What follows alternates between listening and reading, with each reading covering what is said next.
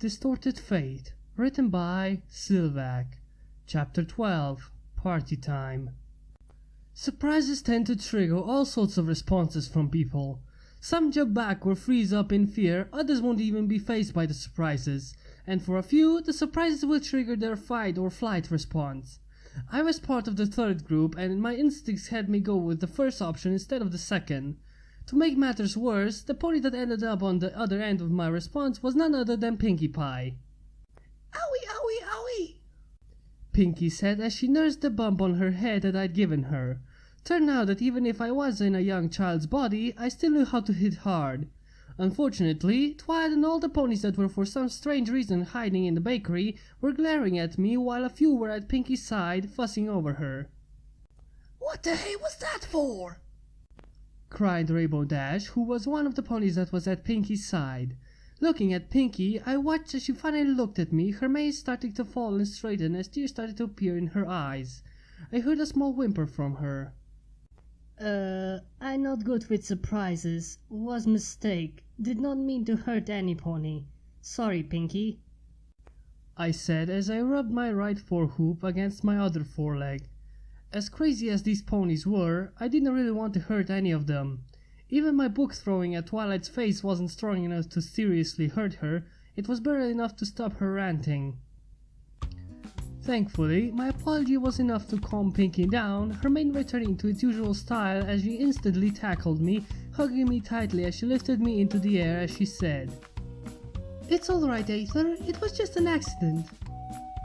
Still feeling shame for hurting her, I returned Pinkie's hug, only to hear a chorus of awes from all the ponies around us, causing me to blush in embarrassment. I think I'm actually going native. Before long, I broke my end of the hug. Fortunately, Pinkie placed me back on the floor instead of continuing the hug.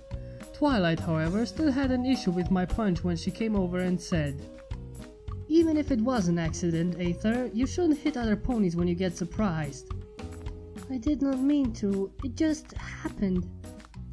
Releasing a sigh, Twilight was about to say something when Pinkie interrupted her. "Oh, don't be a party pooper, Twilight. It was an accident. Don't be a downer at Aether's party." Looking at Pinkie with a raised eyebrow, I asked, "Party? This is my party?"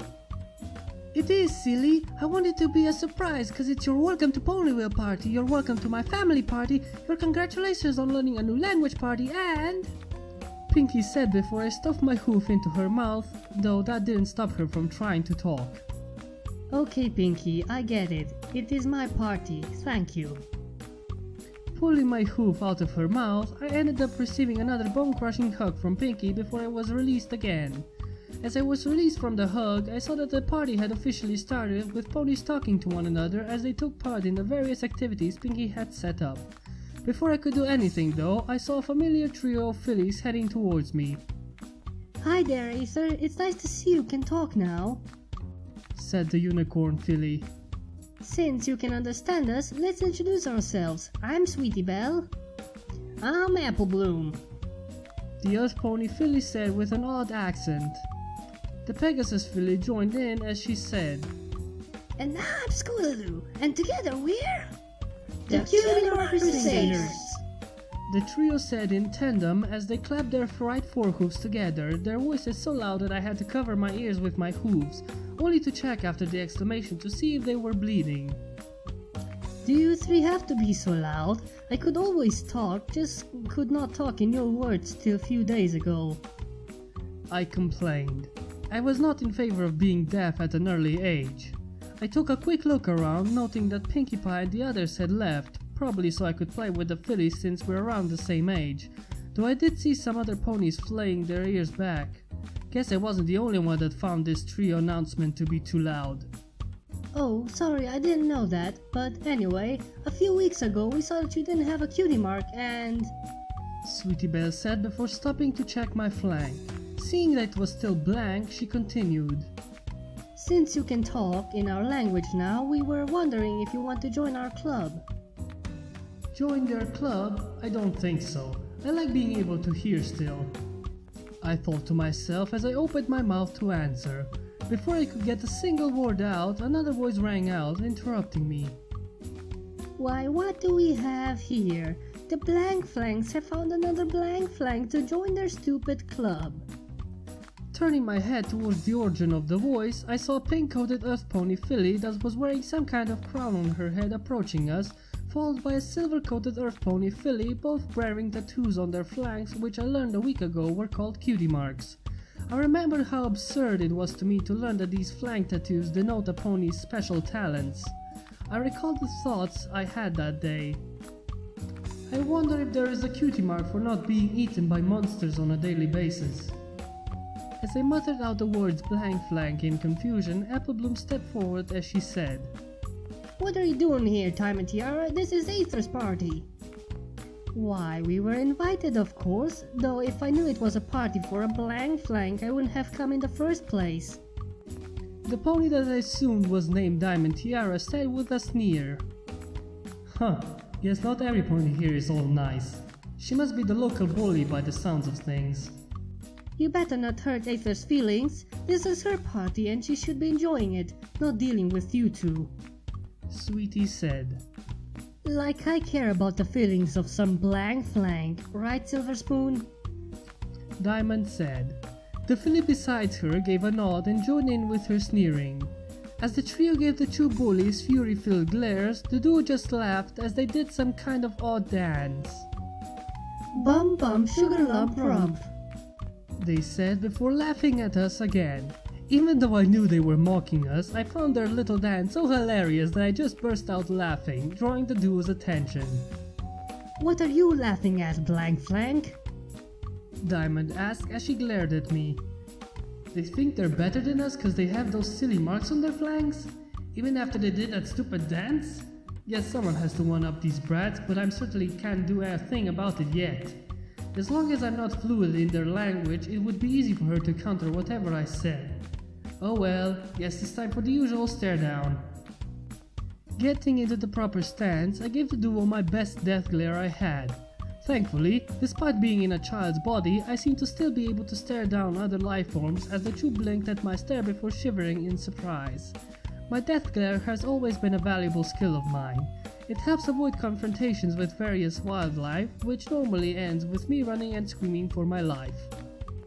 What are you doing? Diamond responded, averting her eyes from my fury-filled glare as the other filly turned her head away to not have to look into my glare of death.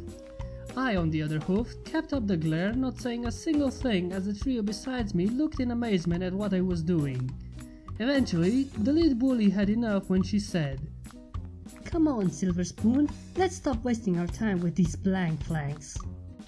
As she and her companion left us. Wow, I never saw a filly do that to Diamond Tiara before. Sweetie said.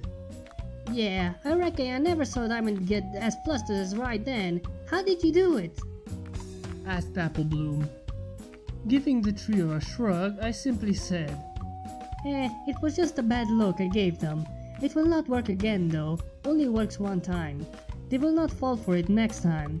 So those two are always mean to you three? Yeah, those two are always teasing us cause we don't have our cutie marks, always thinking they're better than us. Scutulus said in an annoyed tone. So those two are the local bullies, and it seems that they tease those that don't have cutie marks. Well, since there is always strength in numbers, might not be a bad idea to join this club of theirs, though I do need to find some earplugs.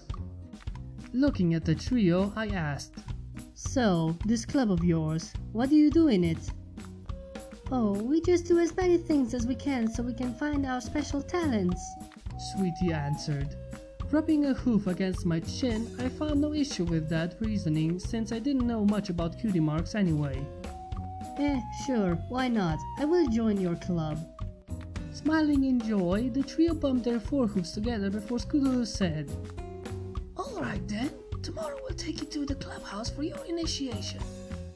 Oh, great, they even have an initiation. Well, it can't be as bad as some I've heard of before. I remember hearing about one where they have to literally give up a limb to join. No idea why anyone would want to join that organization though. Giving the trio a nervous smile, I suddenly spotted a pair of adults heading towards us. An earth pony with an orange coat and a yellow mane with some hat on her head the other unicorn with a white coat and a shiny purple mane. I see that you met our sisters, Aether. Let me introduce myself. My name is Rarity. The white-coated unicorn said. And my name is Applejack. Nice to meet you. The orange earth pony said, sticking a hoof out for a shake. Sticking my own hoof in her grip, I instantly regretted my action when she shook it violently. Is that supposed to be a shake? That felt like she was trying to yank my foreleg off.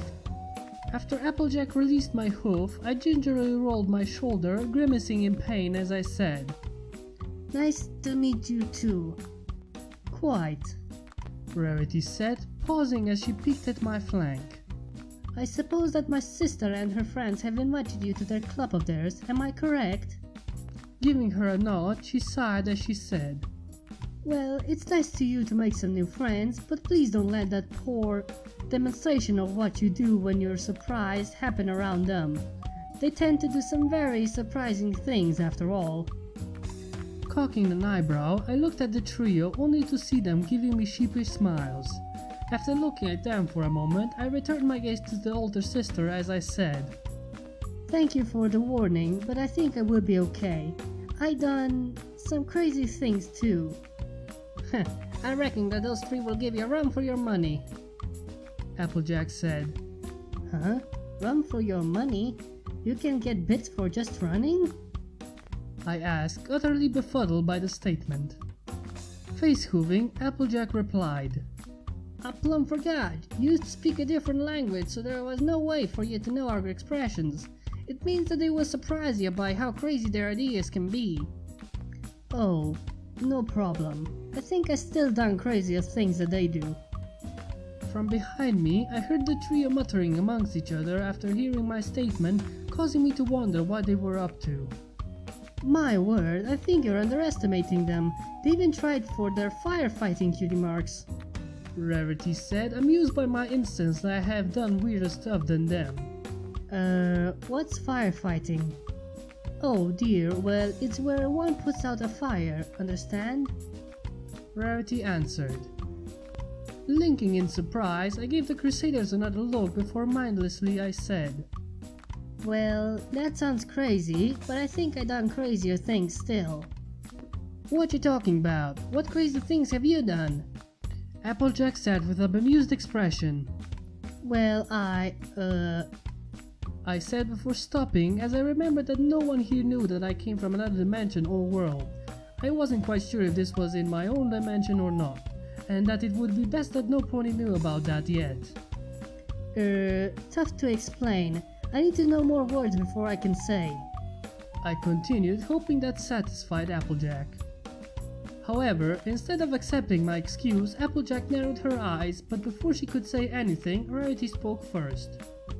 Well, that is a problem, you having to still learn more equestrian, but I'm sure that a young lady like yourself will be able to adapt to it soon enough. Come, dear Applejack, let's leave these four to their fun and games. As Rarity leaves us, Applejack gave me one long hard look before following her friend. What was up with her? It was like she knew I was hiding something. Hopefully she'll forget it the next time we meet, cause I certainly don't want to deal with that issue again. I thought to myself before I turned my attention to the Crusaders as we spent the rest of the time having fun at the party. Well, here you have another chapter of Distorted Fate. If you liked it, hit that like button and subscribe. And here is not your daily dose of brainwashing, but instead a sword-wielding Twilight. Bye!